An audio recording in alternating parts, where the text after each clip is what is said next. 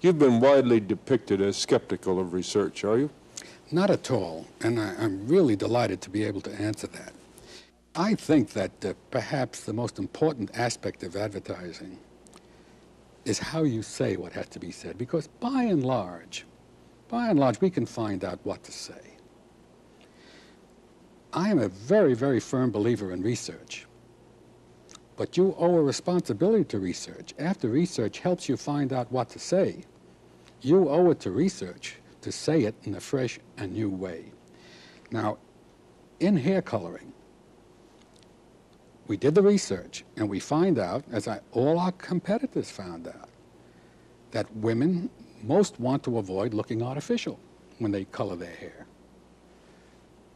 Well, everybody found that out, so everybody began to say you will look natural. But we said it, and everybody else was saying it. And when everybody says the same thing, you don't stand out. And therefore, your impact is tremendously reduced, and there's even confusion and misidentification. Well, all we did was nice and easy, with virtually no change of any kind, not even the content. We wanted to say natural. We said, how can we say it in a fresh way so that it's no longer hackneyed? And we changed that natural bit to, it lets me be me. Now, that is virtually saying the same thing, but it's also saying what you are is pretty good, and we're going to make the most of it for you. Well, I would say in the last 5 years, since this campaign started, with virtually no other change of any kind, there hasn't been a Nielsen that was lower than the previous Nielsen, and today it's the biggest selling hair coloring, I would say, in the world, and it's gone beyond anything in the Clairol business. Do you find that in packaged goods advertising, research plays a bigger role? Not at all. Not at all. I think it plays a big role in everything, but it plays a limited role. Mm-hmm. It plays the role up to a point. It plays the role of telling you what's in the market, what people think, and so on. But how to touch them and reach them is something that research was never meant to do. It's a lazy way to do it. For example, many years ago, Levy bread, Levy Jewish rye bread,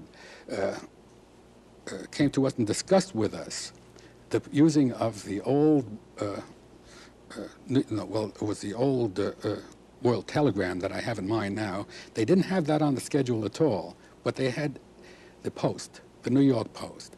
Now, I asked them why, and they said, well, the New York Post has an 80% Jewish circulation. This is Levy's Jewish rye. Obviously, therefore, you have to use the Post. Well, that's a bit lazy thinking, because if you delved into it a bit more deeply, you know that Levy's Jewish rye is a great Jewish rye, but it's a packaged Jewish rye.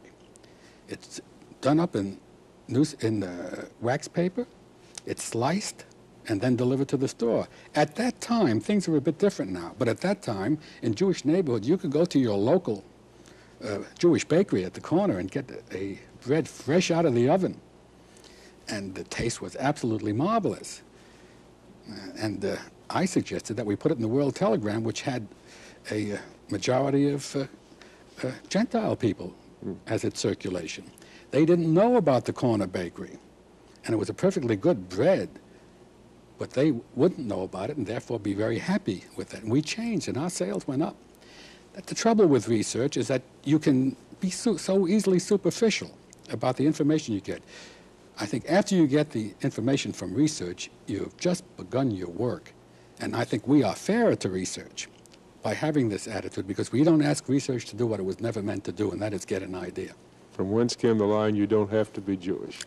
Well, there's a whole interesting story with that that I would like to tell you, that we always called it, they used to call it Levy's rye bread. Levy's, and I said, let's put Jewish in, let's call it Levy's Jewish rye bread. And the man from the client said to me, well, let's not do that. He said, the people are liable to be anti-Semitic and liable not to like that word Jewish. And I said, for goodness sake, your name is Levy's. People are not going to mistake you for a high Episcopalian.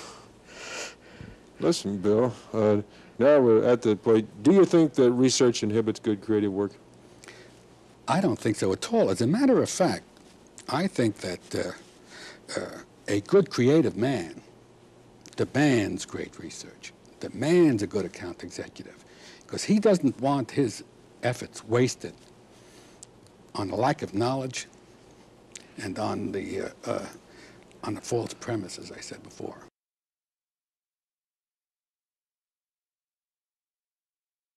What about clients? You've been depicted as fairly intransigent as far as permitting client changes in advertising. Well, Are you? No. I don't think it's my nature to be that way, but it's a myth that grew up, and I guess it was good ammunition for someone competing with us. I don't know, but that's not true. What we do, I think that any agency that doesn't stand up for what he believes in, that doesn't have convictions about his work, is not going to do great work, because work without conviction won't sell. Somehow or other, when a man writes an ad, what he feels somehow gets into the tone of that ad. And I would hate to be responsible for advertising I didn't believe in. And I think it's bad business. So what we do, we always say to the client, after all, it is his money, and he has to make the final decision. But we owe it to him to tell him what we believe and why. And we think that out of a reasonable discussion, the right answer will come. And we've had very little problem with that.